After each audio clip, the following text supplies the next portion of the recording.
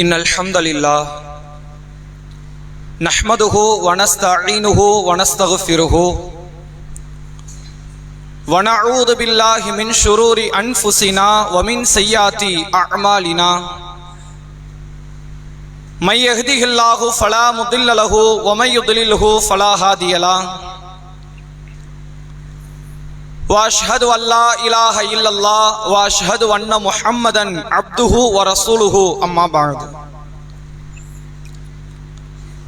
فقد قال الله تعالى في القرآن العظيم والفرقان المجيد فأعوذ بالله من الشيطان الرجيم يا أيها الذين آمنوا اتقوا الله حق تقاته ولا تموتن إلا وأنتم مسلمون يا أيها الناس اتقوا ربكم الذي خلقكم من نفس واحدة وخلق منها زوجها وبث منهما رجالا كثيرا ونساء واتقوا الله الذي تساءلون به والأرحام إن الله كان عليكم رقيبا يا أيها الذين آمنوا اتقوا الله وقولوا قولا سديدا يصلح لكم أعمالكم ويغفر لكم ذنوبكم ومن يطع الله ورسوله فقد فاز فوزا عليما.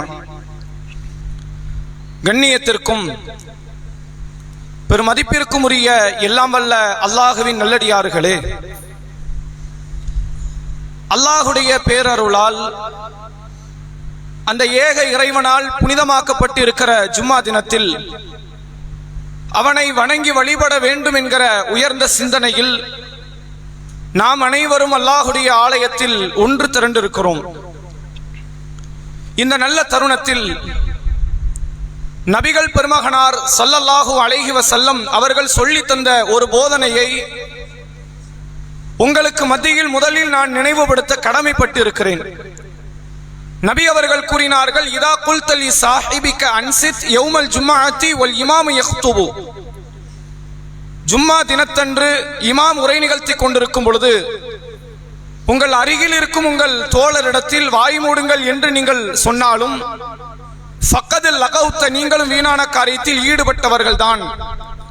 ஜும்மாவினுடைய நலனை பிரதிபலனை நீங்கள் எதிர்பார்க்காதீர்கள் என்கிற நபிகள் பெருமகனாரினுடைய எச்சரிக்கை ஊட்டும் செய்தியை நாம் நமது உள்ளத்தில் ஆழ பதிந்து கொண்டு இந்த அமலில் நாம் முழுமையாக ஈடுபட வேண்டும். அன்புக்குரியவர்களே, இந்த வார ஜும்மா பிரசங்கமாக குழந்தை பாதுகாப்பும் குரானிய போதனையும் என்கிற தலைப்பின் கீழ் மனித வாழ்க்கையினுடைய மிக முக்கிய அஸ்திவாரமாகவும் அச்சாணியாகவும் பார்க்கப்படுகிற பச்சிளம் பிள்ளைகளை பாதுகாப்பதற்கு திருமறை குர்ஆன் வழிகாட்டுகிற ஒரு சில செய்திகளையும் அதை மானுடர்கள் தவிர்த்து நடக்கும் பொழுது இந்த மனித சமுதாயத்தினுடைய அழிவின் பாதையின் முதல் கதவு திறக்கப்படுவதை திருக்குர்ஆன் எவ்வாறு எச்சரிக்கை செய்கிறது என்பதையும், மனிதகுலமே மிக பெருமளவில் அழிவை நோக்கி செல்லக்கூடிய இன்றைய கால சூழ்நிலை குறித்த சில தகவல்களைத்தான் இன்றைக்கு நாம் அறிந்து கொள்ள இருக்கிறோம். மற்ற எல்லா விதமான ஜீவராசிகளை விட்டும் மனிதன் பல விஷயங்களில் வேறுபட்டு நிற்கிறான். அதில் முக்கியமான ஒரு வேறுபாடு என்னவென்றால், தனக்கு பிறந்த பிள்ளையை வளர்த்தெடுப்பதில் மற்ற எல்லா ஜீவனை விட்டும் மனிதன் வேறுபட்டவன். நீ எந்த ஜீவனை எடுத்துக்கொண்டாலும் பெற்றெடுப்பதோடு அந்த கடமை அந்த தாய்க்கோ தந்தைக்கோ முடிந்துவிடும். காகம் குருவியில் ஆரம்பித்து யானையில் வரை எல்லா பிராணிகளுமே அந்த குழந்தையை பெற்றெடுக்கும், தனக்கான குட்டியை கருவை ஈன்றெடுப்பதோடு வேலை முடிந்தது. அதை தாண்டி ஒரு சில பறவைகளோ பிராணிகளோ வேண்டுமானால் உணவுகளை தேடி கொண்டு வருகிற பண்பு என்பது அந்த பிராணிகளுக்கு இருக்கும். ஆனால் தாய் பிள்ளை உறவு என்பது எந்த பிராணிகளுக்கு மத்தியிலும் நடைபெறுகிற ஒரு காரியம் இல்லை. ஒரு சில விரல் விட்டு எண்ணுகிற பிராணிகளுக்கு வேண்டுமானால் இருக்கலாமே ஒழிய, மனிதர்கள் பெற்றெடுக்கிற குழந்தை என்பது கொஞ்சம் வித்தியாசமான பண்பு கொண்டது.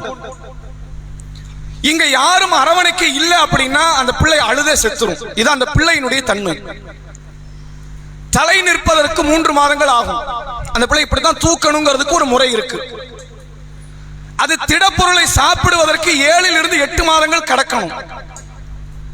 அந்த பிள்ளை எழுந்து தவழ்ந்து நடப்பதற்கு, பிடிமானத்தோடு நடப்பதற்கு 10 மாதங்களை கடந்து 1 வருடத்தையாவது தொட வேண்டும். இந்த வாழ்க்கையில் எல்லாவற்றையுமே அந்த பிள்ளைக்கு கற்றுக் கொடுக்கணும். எந்த ஜீவனும் இப்படி பாடம் நடத்தாது. ஒரு யானை குட்டி போடுது, நம்மெல்லாம் யானை அப்படின்னு அதுக்கு ஜாகிரபிக்கல் பாடம்லாம் அந்த யானை எடுக்காது. புவியியலை குறித்த எந்த பாடத்தையும் அதை எடுத்து தராது. ஆனால் மனிதனை நீங்கள் பார்க்கலாம், ஒவ்வொரு காரியத்தையும் பிள்ளைக்கு சொல்லிக் கொடுக்கணும். எப்படி சாப்பிடணுங்கிறது பிள்ளைக்கு சொல்லி தரப்பட வேண்டும். எப்படி மலஜலம் கழிக்கணும் பிள்ளைக்கு சொல்லி தரப்படணும். கழித்த மலஜலத்தை எப்படி சுத்தப்படுத்தணும் பிள்ளைக்கு சொல்லி தரணும். ஆடை உடுத்துவதில் ஆரம்பித்து பேச்சு வரை எல்லாவற்றையுமே இந்த மனித குழந்தைகளுக்கு சொல்லி தந்தால் மட்டும்தான் அதால் இந்த உலகத்தில் வாழ முடியும். வாழ்வதற்கான முயற்சியை முதல் கட்ட படிக்கட்டை எடுத்து வைக்க முடியும். அப்ப இந்த குழந்தை சும்மா பெத்து போட்டுட்டாலும் அது வளராது. வேற எந்த ஜீவன் வேண்டுமானாலும் வளருமே ஒழிய, ஒரு குழந்தை அப்படி பெத்து போட்டுட்டு போயிட்டோம்னா அடுத்த நாள் செத்து கிடக்கும். அதை கண்டிப்பாக கூட இருந்து பராமரிப்பதற்கு யாராவது ஒருவர் தேவை.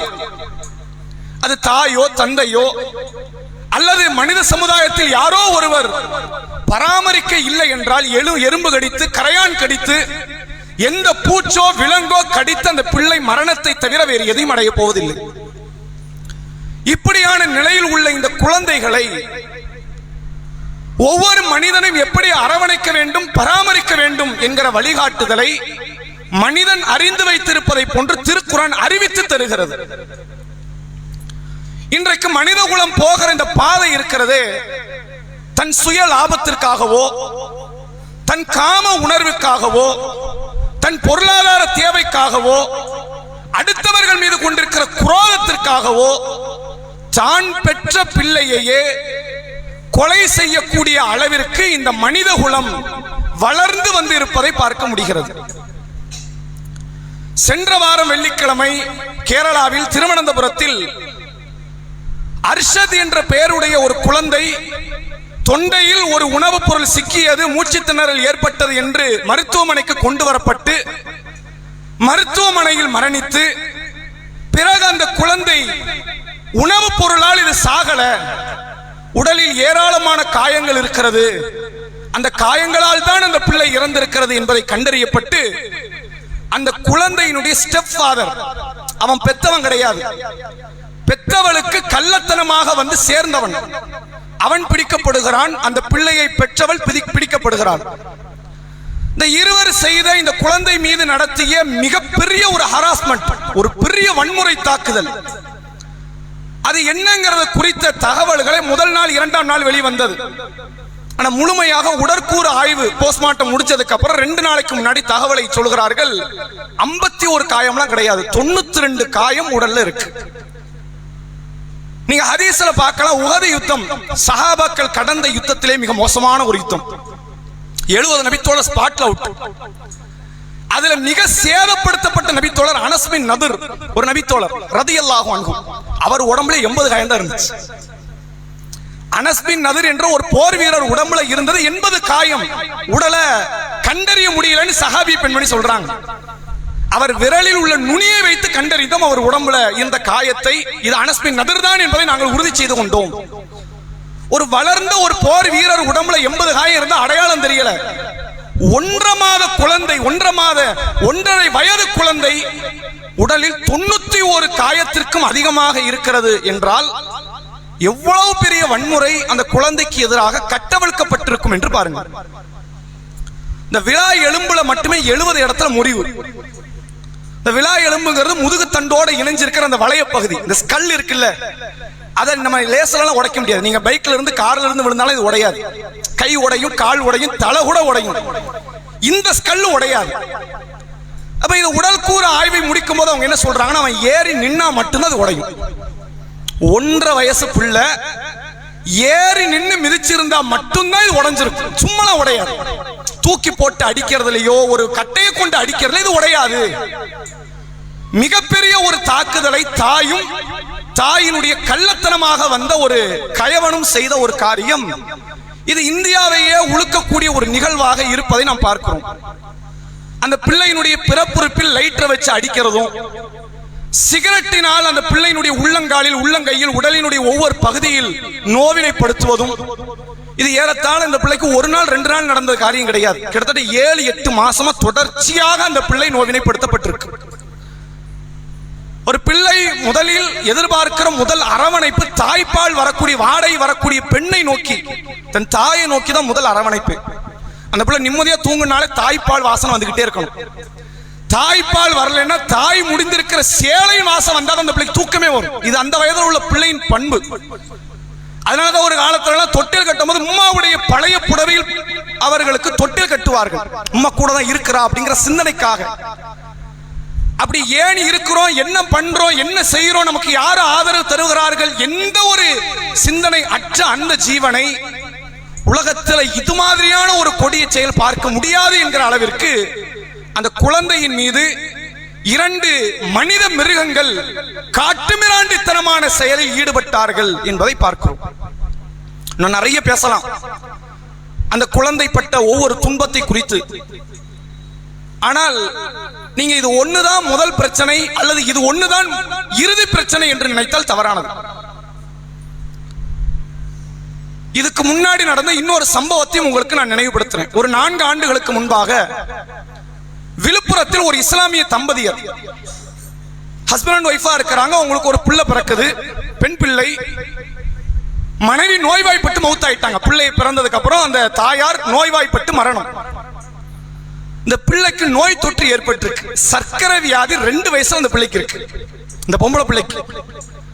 இப்ப இவர் என்ன பண்றாருன்னா இன்னொரு கல்யாணம் முடிக்கிறார். இது விழுப்புரத்தில் ஒரு இஸ்லாமிய குடும்பம் செய்த செயல். இவர் 2வது கல்யாணம் முடிக்கிறார். 4 வருஷம் தான் ஆச்சு இந்த சம்பவம் நடந்து. 2வது கல்யாணம் முடித்து வந்த ஆஃப்ரின் என்ற பெயருடைய அந்த பெண், அவளுக்கு ஒரு பிள்ளை பிறக்குது.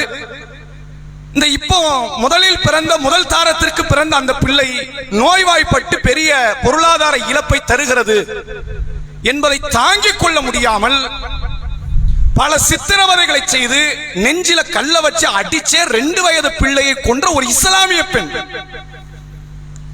அடிச்சு கொன்னுட்டா. இப்படி இது மாதிரியான நிகழ்வுகளை எல்லாம் நீங்கள் பட்டியல் போட்டு பாருங்கள். குழந்தைகளை கொல்ல இப்ப பூச்சாண்டிலாம் வேண்டியதே கிடையாது. பூச்சாண்டி வந்துருவான், உம்மாவே போதும். பிள்ளைய கொல்றதுக்கு யாரு போதும்? பெத்தவ போதும் அப்படிங்கறத நிகழ்காலத்தில் நடைபெறுகிற பல சம்பவங்கள் உணர்த்துகிறது. சில மாதங்களுக்கு முன்பாக ஆம்பூரில் ஒரு இஸ்லாமிய பெண் தனக்கு பிறந்த பிள்ளை 3 மாத பிள்ளைய தண்ணீர முக்கி கொண்டுட்டா. ஏன் கொன்னன்னு கேட்டதுக்கு அவ காரணம் சொல்கிறாள், எனக்கு தூக்கம் வரமாட்டுக்கு, அழுதுகிட்டே இருக்கு புள்ள, அதனால நான் தண்ணீரில் மூழ்கடித்து கொன்று விட்டேன்.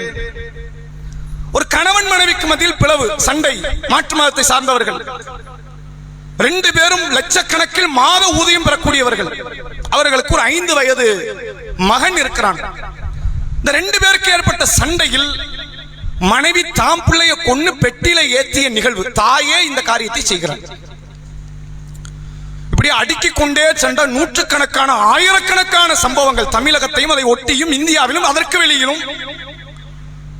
குழந்தைக்கான முதல் அரணாக இருக்க வேண்டிய தாயே அல்லது தந்தையோ இத்தகைய கொடிய செயலில் அப்படியே தொடர்ச்சியாக ஈடுபட்டு கொண்டு வருகிற நிகழ்வு. ஆனால் சரியாக 1 மாதத்திற்கு முன்பாக ஏப்ரல் 30ஆம் தேதி மகாராஷ்டிரா மாநிலத்தில் ஜபல்பூர் என்ற பகுதியில் ஒரு படகில் சென்ற பயணிகள் படகு விபத்தாகிறது. ஏறத்தாழ 9 பேர் மரணிக்கிறார்கள். அதில் டெல்லியை சார்ந்த ஒரு பெண்ணும் அந்த பெண்ணின் மகனும் மரணித்தார்கள். அந்த பெண்ணுகிட்ட லைஃப் ஜாக்கெட் இருக்கு. அந்த பொண்ணுடைய 5 வயசு பையன் மவுத்து, இந்த பொண்ணு மவுத்து. இந்த பொண்ணு நினைச்சா தப்பிச்சிருக்க முடியும். பிள்ளைய காப்பாற்ற முயற்சி பண்ணி தாயும் செத்தால் பிள்ளையும் செத்தது. ஒரு தாய்க்கான அடையாளம் இப்படிதான் இருக்கும். நம்ம உயிர் வருது போகுது, பிள்ளைய காப்பாற்ற கடைசி வரைக்கும் முயற்சி செய்ய வேண்டும். அந்த பிரேதத்தை எடுக்கிறாங்க. தாய் பிள்ளை கடுமையாக இறுக்கி அனைத்து நிலையில் மரணித்து இருக்கிறார்கள். இதை விடவெல்லாம் பெரும் பாச பிணைப்பு கொண்டது இந்த தாயும் பிள்ளையும் உண்டான உறவு. ரசூலுல்லாஹ்வினுடைய ஒரு செய்தி உங்களுக்கு நினைவுபடுத்துகிறேன் பாருங்கள். ஒரு முறை ஒரு யுத்தக்களம் நடந்து முடிகிறது. ஒரு தாய் தன்னுடைய பிள்ளையை துளைத்து விட்டு தேடுகிறார். தேடி ஒரு வழியா கண்டுபிடிச்சிட்டா. அந்த பிள்ளைக்கு பால் கொடுப்பதற்கு அவள் ஒதுங்குகிறாள். இதை பார்த்து அல்லாஹ்வுடைய ரசூல் கேட்கிறார்கள், இந்த தாய் தன் பிள்ளையை நெருப்பில் தூக்கி எறிவாளா? எந்த தாய் பண்ணுவா அப்படிங்கிறாங்க சஹாபாக்கள். இந்த காலத்துல கேட்டா எல்லா தாயும் பண்ணுவா. யாரும் பண்ணலாம், வாய்ப்பு இருக்கு. எந்த புற்றில் எந்த பாம்பு இருக்கிறது யாருக்கு தெரியும்? யாரும் செய்யலாம். அன்றைய காலத்தில் சஹாபாக்கள் சொல்கிறார்கள், எந்த தாய் எப்படி செய்வாள்? அல்லாஹ்வுடைய ரசூல் சொன்னார்கள், அல்லாஹ்வின் அன்பை உணர்த்துவதற்கு சொன்ன உதாரணம். இந்த தாய் தன் பிள்ளை மீது கொண்டிருக்கிற பாசத்தை விட பன்மடங்கு பாசத்தை அல்லாஹ் தன் அடியார்கள் மீது வைத்திருக்கிறான் என்றார்கள் நபிகளார். இறைவனுடைய எந்த காரியத்துக்கும் ஒப்புமே கிடையாது. அதுக்கு என்னன்னா உதாரணம் சொல்லவே முடியாது. அல்லாஹ்வின் அன்பை எதை கொண்டு ஈடுகட்ட முடியாது. உனக்கு கொஞ்சம் புரியறதுக்கு சொன்ன உம்மா பாசத்தை சொல்லலாங்கிறாங்க ரசூல். உம்மா பாசத்துக்கு பக்கத்துல வராது அல்லாஹ்வின் அன்பு என்பது. புரியறதுக்கு சொல்லணும்ல, எதையாவது சொன்னாதான் மனுஷனுக்கு புரியும். அது வானு உயர்ந்தது எவ்வளவு பெருசு, இந்த LIC பில்டிங் மாதிரி அப்படின்னு சொன்னாதான் புரியும். அது மாதிரி ரசூலுல்லாஹ் சொல்றாங்க, அல்லாஹ்வின் அன்பு எப்படி இருக்கும் தெரியுமா? உம்மா புள்ள மேல வச்சிருக்கிற பாசத்தை விட பல மடங்கு அப்படின்னு ரசூலுல்லாஹ் சொல்றாங்க. ஒரு கணவன் மனைவி மேல வச்ச பாசம் சொல்லலையே, ஒரு புள்ள வாப்பா மேல உம்மா மேல வச்ச பாசம் சொல்லலையே. யாரை உதாரணமாக சொன்னார்கள்? தாயை பிள்ளையை சேர்த்து சொன்னார்கள். அப்படிப்பட்ட அந்த தாய்மை உணர்வு இன்றைக்கு பல குடும்பத்தார்களுக்கு மத்தியில் சிதலமடைந்து சீரழிந்து அது நாசமாக கூடிய ஒரு நிகழ்வை நாம் பார்க்கிறோம். சரி, இது ஒரு பக்கம். பிள்ளைகளை கொள்ளுகிற இடத்தில் தாய்மார்கள், அதுக்கு ஏன் என்ன காரணம் அதை நம்ம பின்னாடி சொல்றோம். இன்னொரு பக்கம் நீங்கள் பார்த்தால், இதே பிள்ளைகளை, சிறுமிகளை, சிறுவர்களை காமுகர்களாக இருக்கக்கூடியவர்கள் சீரழித்து நாசமாக்குகிற நிகழ்வு இந்தியாவில் தொடர்கதையாகி கொண்டே இருக்கிறது. நமக்கு இப்ப கோயம்புத்தூர் நடந்தது தெரியும். இதுக்கு முன்னாடி ஆசிப் அப்படித்தானே 2024 மட்டும் நல்ல தெரிஞ்சுக்கங்க, 2024 மட்டும் பெண் குழந்தைகளுக்கு எதிராக நடந்த சைல்டு ஹராஸ்மெண்ட் தொடர் வன்முறைகள் 1,87,000 வன்முறைகள் நடந்திருக்கு. இதுல 67,000 போக்சோ வழக்குகள், பெண் பிள்ளைகளுக்கு எதிராக பாலியல் துன்புறுத்தல்கள் மட்டும் ஒரு வருஷத்துக்கு இந்தியாவில் 67,000 வழக்கு நடந்திருக்கு. இதை நல்லா தெரிஞ்சுக்க. இவ்வளவுதான் வழக்கு நினைச்சா அது நம்ம மடமைத்தனம். பல குடும்பம் இது வெளியே சொல்லாது. தாம் பிள்ளைக்கு சீரழிவு, எதிர்காலத்தில் பெரிய கேலி கிண்டலுக்கு ஆளாகி விடுவோம், அதனால மறைப்போம் என்று மறைப்பார்கள். இதுல பெரிய சோதனையான வார்த்தை என்ன தெரியுமா? இந்த பிள்ளைகளுக்கு எதிராக நடைபெறுகிற அத்தனை பாலியல் கொடுமைகளை செய்யக்கூடியது அந்த பிள்ளைக்கு தெரிந்த முகங்களாக மட்டும்தான் இருக்குமா? 100 கற்பழிப்பு நடக்குன்னா 97 கற்பழிப்பு அந்த பிள்ளைக்கு தெரிஞ்சவனா தான் இருப்பான். மாமனோ சித்தப்பாவோ பெரியப்பாவோ பக்கத்து வீட்டுக்காரனோ தெரிந்தவனோ, இவர்களால் மட்டும்தான் அந்த சிறுமிகள் சீரழிக்கப்படுவார்கள். எங்கிருந்தோ ஒருத்தர் குதிக்க மாட்டான். அப்படி வர்றது 100 கற்பழிப்புல 3 கற்பழிப்பு மட்டும்தான். பாக்கி 97 கற்பழிப்பை அந்த சிறுமிக்கு தெரிந்தவனால தான் நடக்குது. தந்தையும் இதில் விதிவிலக்கு இல்லை, பாட்டனாரும் இதில் விதிவிலக்கு இல்லை, அண்ணனும் இதில் விதிவிலக்கு இல்லை, சித்தப்பா பெரியப்பா தாய் மாமா யாரும் இதில் விதிவிலக்கு இல்லை. அப்படியான ஒரு கொடிய மிக கேவலமான ஒரு கொள்கையை நோக்கி, ஒரு சித்தாந்தத்தை நோக்கி மனித சமுதாயம் நகர்ந்து கொண்டு இருக்கிறது. இப்ப கேள்வி என்ன தெரியுமா? இங்க மனிதன் வாழ முடியுமாங்கிறது ஒரு புறம். குழந்தைகளுக்கான பாதுகாப்பு கேள்விக்குறியாக்கப்பட்டால் அடுத்த தலைமுறையில் மனித குலம் இருக்குமா என்பது இன்னொரு புறம். மனித குலத்தை அழிக்கிற காரியம் சிறார்கள், சிறுமிகள், குழந்தைகள் மீது தொடுக்கப்படுகிற வன்முறை. ஒருவேளை ஒரு பாலியல் வன்கொடுமையில இருந்து ஒரு சிறுமி பாதுகாக்கப்பட்டால் கூட அவ பாதுகாக்கப்பட்டு பயனே கிடையாது. ஏன் தெரியுமா? அவள் உயிரத்தான் கொண்டு வர முடியுமே தவிர அவள் உணர்வுகளை அவன் அப்பவே பறிச்சு எடுத்துட்டான். இனி காலாகாலத்திற்கும் அவள் பயந்தே சாகணும். அது எவ்வளவு பெரிய ஒரு மன துன்புறுத்தலாக அது மாறும் தெரியுமா? அதை இன்றைக்கு சகஜமாக இந்தியாவில், தமிழகத்தில், எல்லா மாநிலங்களிலும் நடைபெற்று வரக்கூடிய நிகழ்வை நாம் பார்க்கிறோம். இதற்கு என்ன தீர்வு? குழந்தைகளுக்கு எதிராக கை வைக்கிற இந்த கொடிய நிகழ்வு அது உண்மையில் மற்ற காரியத்தை போன்று பார்க்க முடியாது. நன்றாக தெரிந்து கொள்ளுங்கள், ஒரு இளம் பெண்ணின் மீதோ அல்லது பருவத்தை அடைந்த ஒரு பெண்ணின் மீதோ ஒருவனுக்கு ஆசை ஏற்படுகிறது, அவன் அந்த பெண்ணின் மீது கை வைக்கிறான் என்றால் ஏன் கை வைக்கிறான் அந்த பிள்ளைக்கு தெரியும். நமக்கு 17 வயசு, இவன் ஏன் தோள்பட்டையில கை வைக்கிறான் அப்படின்னு தெரியும். ஒரு 10 வயசு பிள்ளைக்கு தெரியுமா? தெரியாது. ஒரு 4 வயது பிள்ளைக்கு தெரியுமா? தெரியாது. திருப்பூரில் சில ஆண்டுகளுக்கு முன்பாக 6 மாத பிள்ளை கற்பழிக்கப்பட்டது. அது கற்பழிப்புனா சொல்லலாமா? அத அந்த வார்த்தையால் அந்த பிள்ளையோடு சேர்த்து வைப்பதற்கு பொருத்தமா இருக்கா? ஒரு 20 வயசு பிள்ளையோடு சேர்த்து வைக்கலாம், 6 மாத பிள்ளையோடு எப்படி சேர்த்து வைக்க முடியும்? இவ்வளவு கொடிய நிகழ்வுகள் சமுதாயத்தில் நடக்குதுன்னா இதற்கு தீர்வு என்ன? இப்போ நம்ம முஸ்லிம் சமுதாயத்தை நீங்க கேளுங்க. ஏதாவது ஒரு பிள்ளை மானபங்கம் செய்யப்படுகிறாள், நம்ம முதல்ல கேட்கறது என்ன தெரியுமா? நீ ஏமா அங்க போனேன்னு கேட்போம். இதான் நியாயம், அதான் கரெக்ட். முதல் கேள்வி அதான். ரெண்டாவது, அந்த நாய்க்கு என்ன தண்டனைங்கிறது ரெண்டாவது. முதல் கேள்வி அந்த பிள்ளைகிட்ட என்னது? நீ கரெக்டா பேணி இருக்கணுமா இல்லையா? உடை விஷயத்தில் ஒழுக்கத்துல கரெக்டா, அப்பனா தான் அவன் கைக்காம இருந்திருப்பானே. முதல்ல உனக்கு அறிவுரை, ரெண்டாவது அவனுக்கு தண்டனை. குழந்தை விஷயத்துல என்ன அறிவுரை கொடுக்க? 6 வயசு பிள்ளைகிட்ட நீ ஏமா சாக்லேட்டுக்கு ஆசைப்பட்டு போனேன் நான் கேட்க முடியும்? அது பொருத்தமானதா இருக்குமா? அப்ப இங்க தண்டனைகளினுடைய சிஸ்டத்தை மாத்தணும். திருமறை குர்ஆன் வெறும் மரண தண்டனை என்பதோடு நிறுத்தல. நம்ம அந்த அடிப்படையிலே பார்த்துட்டோம். மரண தண்டனை யாருக்கு தெரியுமா? புத்தி மட்டும் ஒருத்தன் தப்பண்ணா அவனை கொல்லணும், கோபத்தில் ஒருத்தன் தப்பன்ட்டான் அவனை கொல்லணும், வன்மத்திலும் வக்கரத்திலும் தப்பன்றவனை கொல்லலாம் கூடாது. அவனுக்கு இஸ்லாம் கொடுக்க சொன்ன தண்டனையே வேற. திருமறை குர்ஆன் ஒரு அடிப்படையை இந்த மனித சமுதாயத்துக்கு நினைவுபடுத்துகிறது. இந்த அடிப்படை எல்லாத்துக்குமான பொதுவான உசூல். தவறு செய்தவனுக்கு நீங்கள் தண்டனை கொடுக்கறீங்கன்னு வைங்களேன், இரக்கமே வரக்கூடாதுங்கிறாங்க. இது பொதுவான உசூல். திருடியவனுக்கு கையை வெட்டணும், போன காசு திரும்பி வந்துடும், கை வருமா? இந்த இரக்கம்லாம் படக்கூடாது. போன காசு திரும்பி வந்திருந்தாலும் அவன் திருடுறான், கை வராதுங்கிறத புரிய வச்சுட்டா அடுத்த திருட்டு நடக்காது. இரக்கம் எதுக்கு படணும்? அஸ்ஸாரிகு வஸ்ஸாரிகா ஃபக்தவு ஐதியஹுமா, திருடியவன் ஆணாக இருந்தாலும் பெண்ணாக இருந்தாலும் கையை வெட்டி எடுத்துரு. இரக்கமே வரக்கூடாது. அஸ்ஸானியத்து வஸ்ஸானி ஃபஜ்லிது குல்ல வாஹிது மின்ஹுமா மியத்த ஜல்தா, விபச்சாரம் செய்தது ஆணோ பெண்ணோ 100 கசையடி கொடுங்கள். இந்த அல்லாஹ்வின் தண்டனை நீங்க நிறைவேற்ற போறீங்க அப்படின்னா நிறைவேற்றுபவர்களுக்கு இரக்கமே வரக்கூடாது. ரசூலுல்லாஹ் எவ்வளவு பெரிய இரக்க சிந்தனை கொண்ட நபர் தெரியுமா? ஆனா ரசூலுல்லாஹ் இவ்வளவு கொடிய தண்டனையை கொடுத்தாங்க நம்ம நினைச்சா நமக்கு பயமா இருக்கும். அவ்வளவு மோசமான ஒரு தண்டனையை ஒரு நிகழ்வுல ரசூலுல்லாஹ் கொடுத்திருக்கிறாங்க. மரண தண்டனைக்கும் மேல. அப்படி ஒரு மரணத்தை யாரும் விரும்ப மாட்டார்கள். நம்ம நினைப்ப கல்லறி தண்டனையா, அதுக்கெல்லாம் மேல ரசூலுல்லாஹ் அப்படி ஒரு தண்டனை கொடுத்தார்கள். வாழ்நாளில் முதலும் கடைசியும் ரசூலுல்லாஹ் கொடுத்த தண்டனை தான்.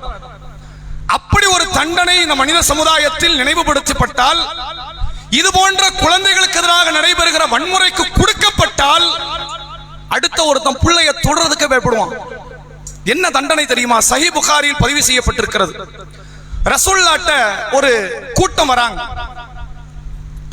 நாங்கள் இஸ்லாத்தை ஏற்றுக்கொண்டோம், எங்களுக்கு நீங்கள் அடைக்கலம் தாங்க, நாங்கள் விவசாயம் செய்யற கூட்டம் கிடையாது, இந்த ஆடு மாடுகளை மேய்க்க தெரிந்த ஆட்கள், அடைக்கலம் தாருங்கள் என்று நபி இடத்துல கேட்கிறாங்க. அப்ப ரசூலுல்லாஹ் என்ன பண்றாங்க? ஒண்ணும் பிரச்சனை இல்லப்பா, நீங்க இருந்துக்கங்க. உணவெல்லாம் கொடுத்து, ஒட்டகத்தை கையில கொடுத்து, மேய்ப்பரை கொடுத்து, வேலையை கொடுத்து, சம்பளத்தை கொடுத்து ரசூலுல்லாஹ் வச்சிருக்கிறாங்க.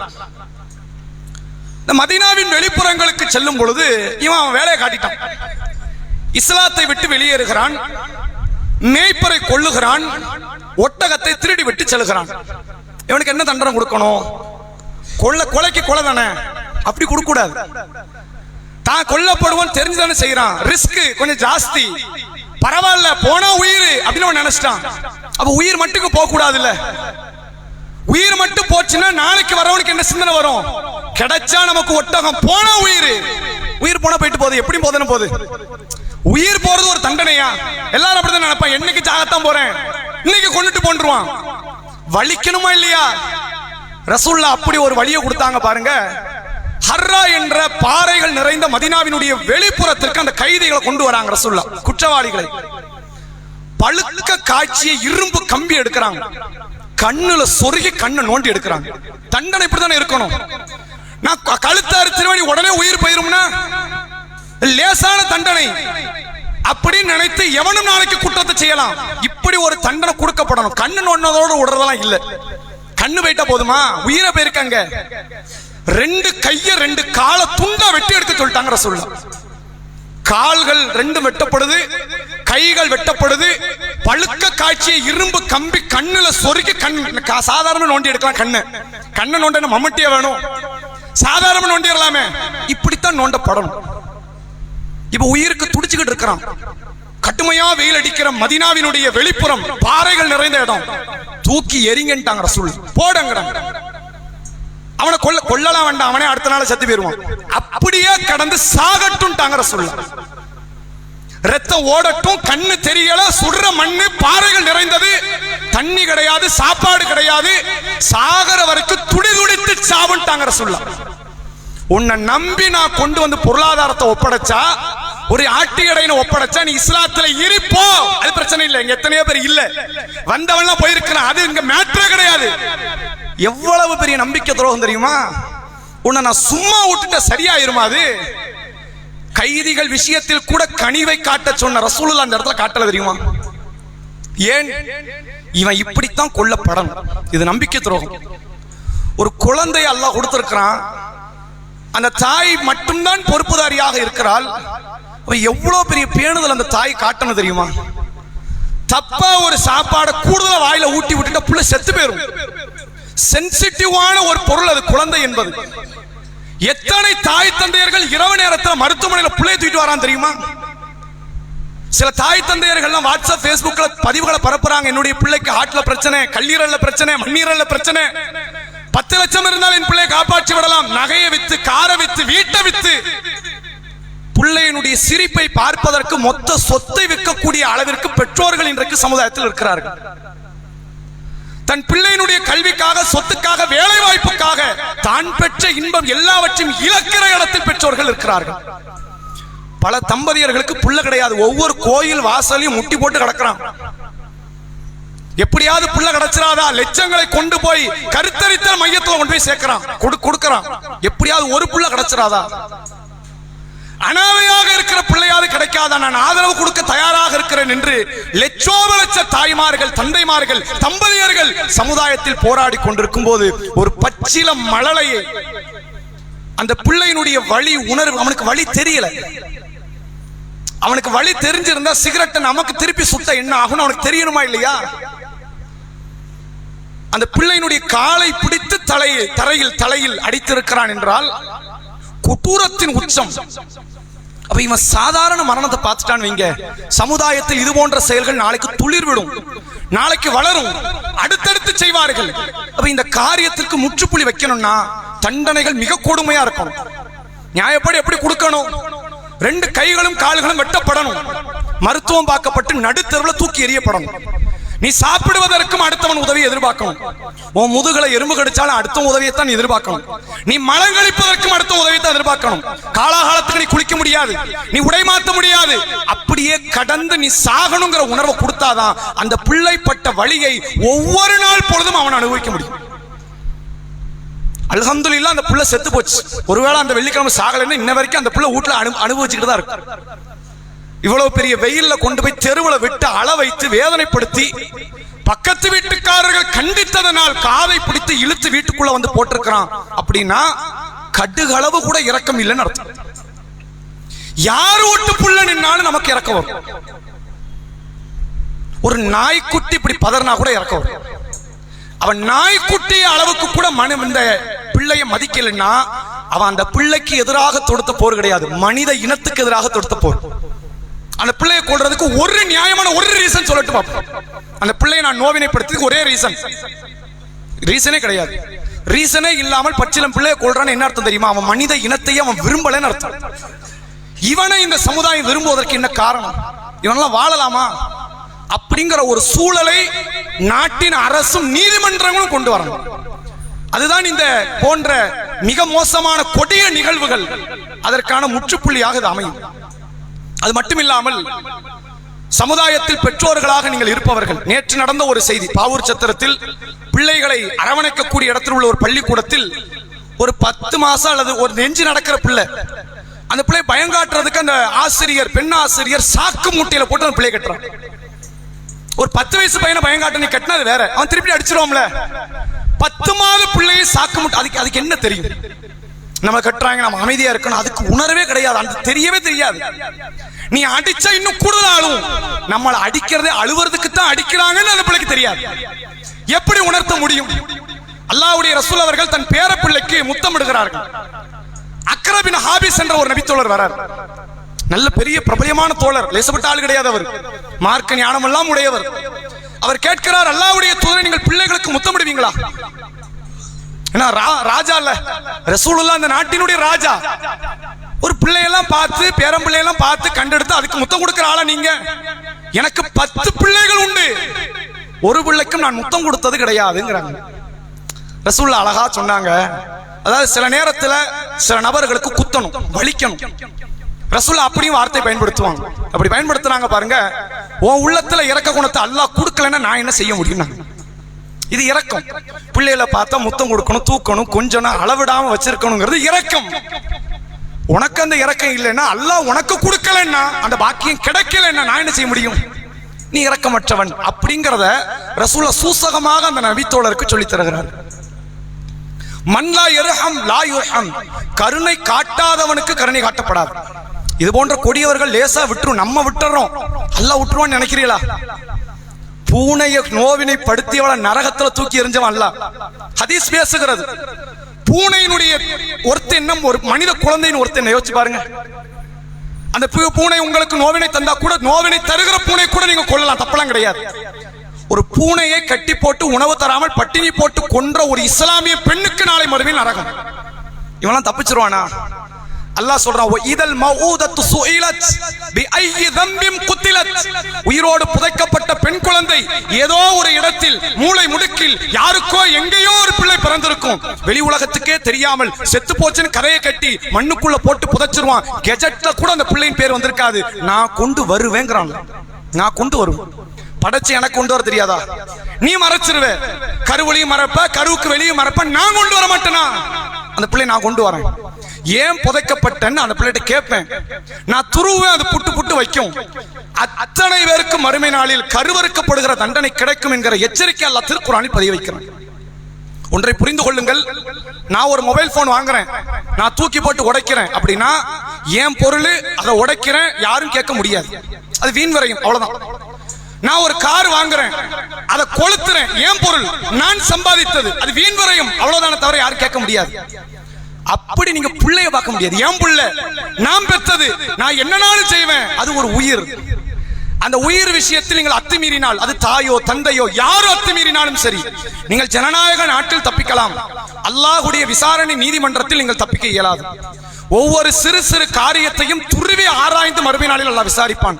மண் நூக்கிஸ உத்திப, எவன் துருவப்படுகிறானோ, தோண்டப்படுகிறானோ, மறுமை நாளில் அவன் கட்டாயம் விசாரிக்கப்படுவான், தண்டிக்கப்படுவான் என்றார்கள் அல்லாஹ்வுடைய ரசூல். அதை உணர்ந்து ஒவ்வொரு தாயும் தந்தையும் தங்களுக்கு கிடைத்த குழந்தை அருள் என்று மட்டும் எண்ணாதீர்கள். அது உங்களுக்கு சாட்டப்பட்டிருக்கிற பொறுமை, ஒரு பொறுப்பு. அது எத்தனையோ பேர் ஊனமுற்ற பிள்ளைகளை தோளில் தூக்கி கொண்டு வாழ்ந்து கொண்டிருக்கிறார்கள். மூல வளர்ச்சி இல்லாத பிள்ளைகளை எல்லாம் தனக்கு கிடைத்த அருள் வளம் என்று வாழுகிறார்கள். நல்ல நிலையில் உள்ள பிள்ளைகளை பல நேரங்களில் கொண்டு போய் ஆசிரமங்களில் சேர்த்து அதை பலியாக்குகிற நிகழ்வு, இதெல்லாம் என்னன்னா கொடுஞ்செயல்.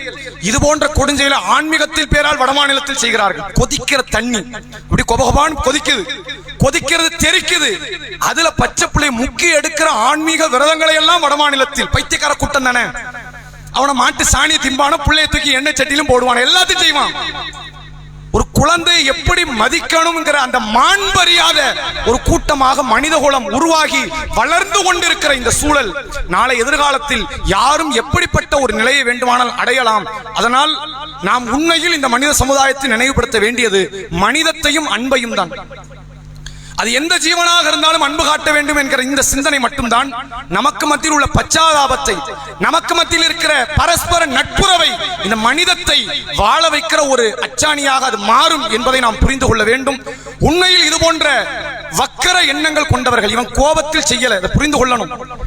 இவன் அந்த குழந்தை மீது வக்கரம், ஒரு வகையான வன்மத்தில் செய்திருக்கிறான்.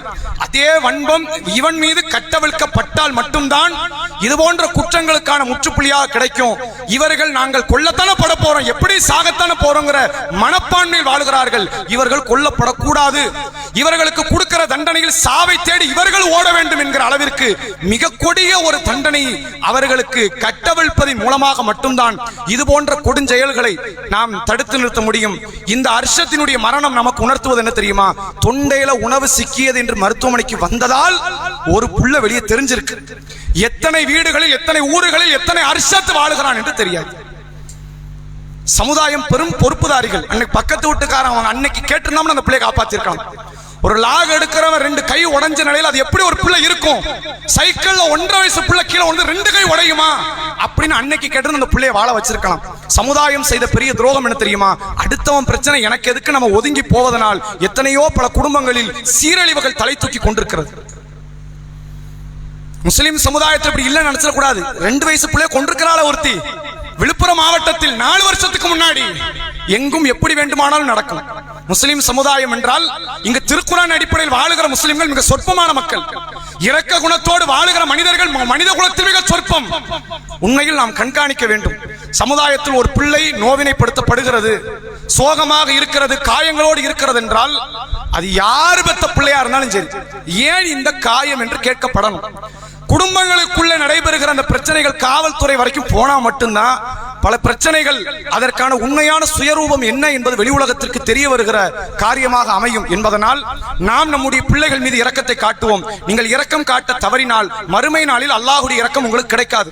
சமூக குழந்தைகள் மீதும் எல்லா பிள்ளைகளையும் வார்த்தெடுக்க வேண்டிய மனிதாபிமான சிந்தனையோடு நாம் வளரக்கூடியவர்களாக இருக்க வேண்டும். வல்ல இறைவன் நம் அனைவருக்கும் அதற்குரிய தௌஃபீக்கை தந்தருள் புரிவானாக. அஸ்ஸலாமு அலைக்கும் வரஹ்மத்துல்லாஹி வபரகாத்துஹு. நஹ்மதுஹு வ நுஸல்லி அலா ரசூலில் கரீம். கொஞ்சம் முன்னாடி வந்துருங்க, வெளியே நிறைய பேர் இருக்கிறாங்க. மேல் தளம் இடம் இருக்குது, தொழக்கூடியவங்க அங்க போய் தொழுதுருங்க.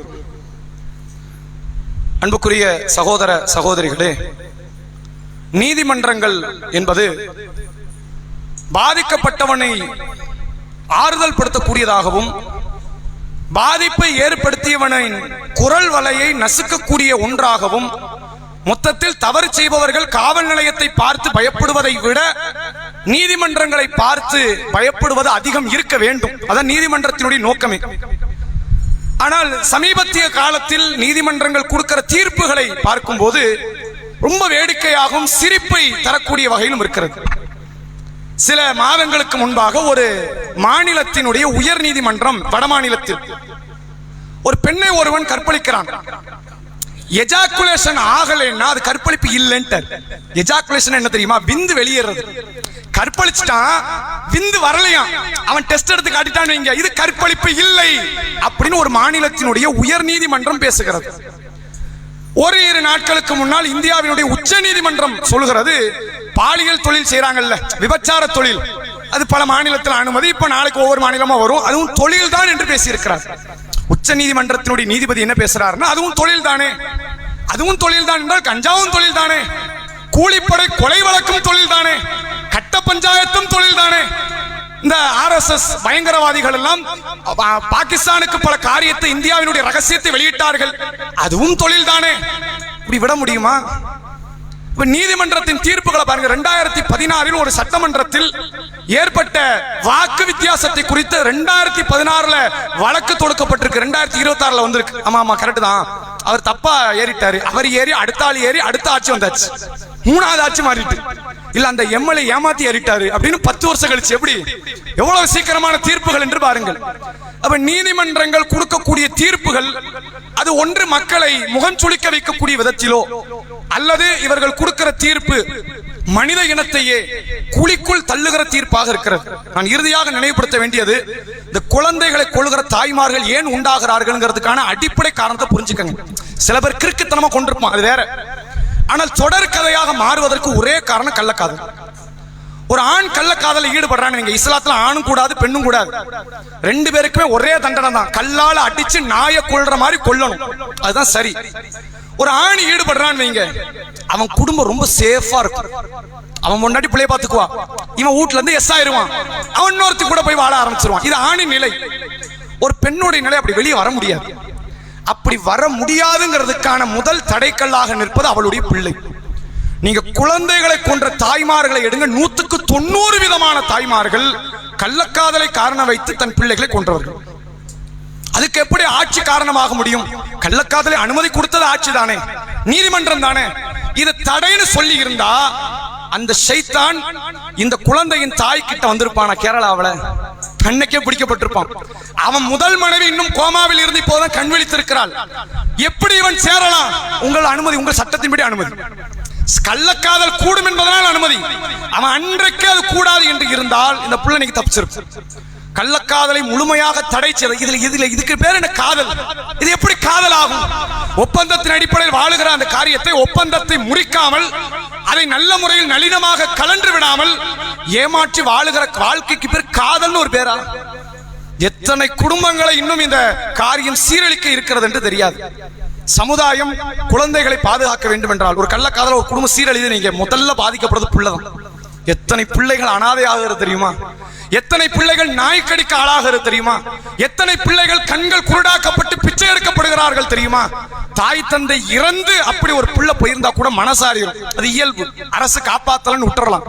தாய் தந்தை இருந்து இப்படி ஒரு சில பிள்ளைகள் போகிறார்கள் என்றால் இது உடல் சுகம் என்ற பெயரில் இன்றைக்கு சமுதாயம் சட்டம் உருவாக்கி இருக்கிற இந்த கேவலமான ஒரு விதிமுறை என்பதை புரிந்து கொண்டு இந்த காரியத்தையும் சேர்த்து மக்கள் மத்தியிலே நாம் விளக்கப்படுத்த வேண்டிய ஒரு இடத்தில் இருக்கிறோம் என்பதை சொல்லி என்னுடைய உரை நிறைவு செய்கிறேன். வாஹிரு தஅவானா அல்ஹம்துலில்லாஹி ரப்பில் ஆலமீன். அஸ்ஸலாமு அலைக்கும் வரஹ்மத்துல்லாஹி.